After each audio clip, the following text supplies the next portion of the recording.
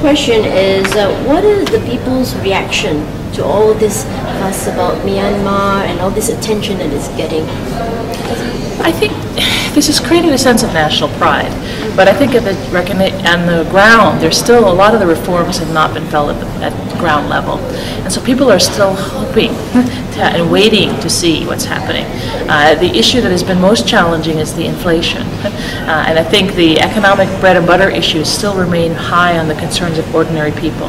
But the international recognition of Myanmar has really inspired national pride and created a certain degree of optimism among ordinary people.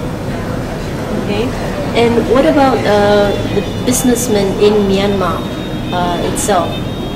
What are they saying with all these foreign businesses coming in? How are they reacting? There are two things. I mean, there's some concern about their own competitiveness because I think that all these foreigners who come in who have the new, who have capital, who have resources, who have experience, it affects them. But there's another group that's actually looking for opportunities and trying to create leverages and to have joint ventures.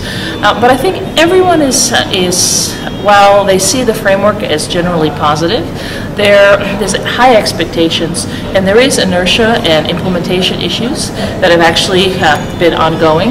And so I think there's a certain degree of not necessarily negativity, but more degree of frustration and hope and kind of anxiousness for the process to move forward in a more, I think, more inclusive way that actually protects local interests, but at the same time facilitates foreign actors.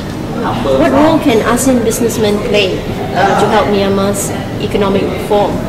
I think they're bringing in money, but I think what is really important is the technical expertise that ASEAN can bring in, and the people-to-people ties. I mean, I think ASEAN has the comparative advantage because ASEAN understands ASEAN countries.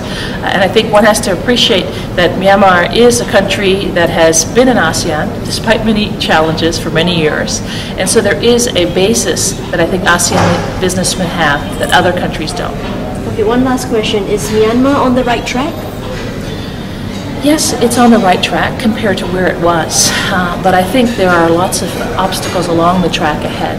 And I think the question becomes how well they'll be able to take those obstacles off the track to keep the momentum going. Thank you very much for your time. You're welcome.